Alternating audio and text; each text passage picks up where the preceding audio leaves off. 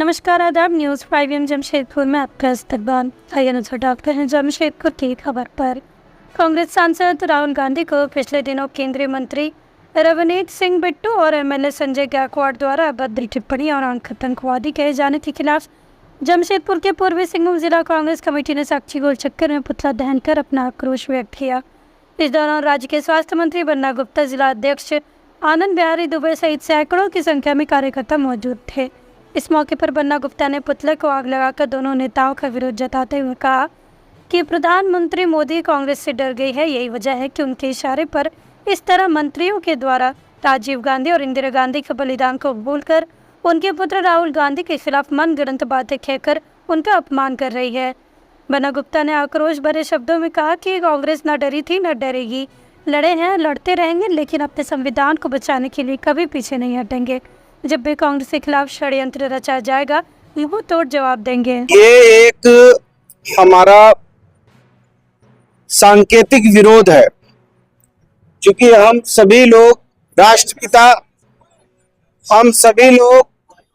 राष्ट्रपिता महात्मा गांधी के आदर्श और विचार पर चलने वाले लोग हैं।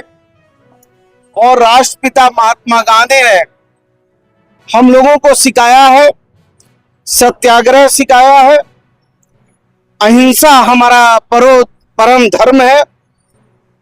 हम मारेंगे नहीं लेकिन मानेंगे नहीं।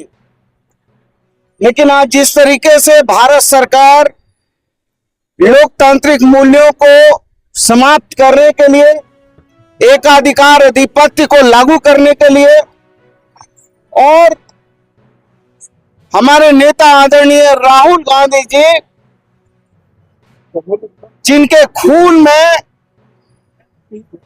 उनकी दादी का खून, इंदिरा प्रियदर्शनी जी का खून है, उनमें स्वर्गीय प्रधानमंत्री स्वर्गीय राजीव गांधी जी का खून है। और जिस खून में, जो खून इस मां भारती की माटी से सना है और मां भारती के लिए बलिदान दिया है इंदिरा जी और राजीव जी ने, उनके पुत्र हैं आदरणीय राहुल गांधी जी। और उनको जिस तरीके से कभी उनके जात के नाम पर, कभी उन पर अभद्र टिप्पणी कर, कभी उन पर सीधी धमकी देकर, कभी आतंकवादी कहकर, कभी जीव काट लेने की बात कहकर, ये भारतीय जनता पार्टी और भारत की सरकार इस देश के लोकतंत्र को कुचलना चाहती है।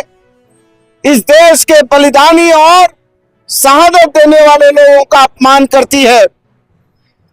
हम कहना चाहते हैं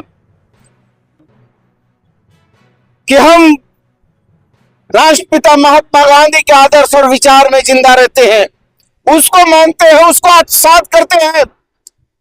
और इंदिरा जी का बलिदान जो है वो कभी देशवासी भूल नहीं सकते, राजीव जी का बलिदान कभी भूल नहीं सकते।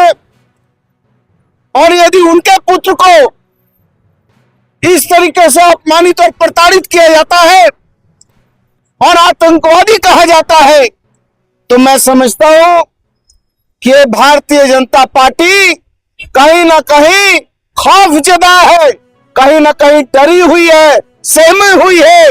और ये लोकतंत्र को और बाबा साहब अंबेडकर के सिद्धांत और विचार को नष्ट नाबूद करने के लिए दिन प्रतिदिन इस तरह का षड्यंत्र और साजिश कर रही है, जिसका हम कांग्रेसी पुरजोर विरोध करेंगे।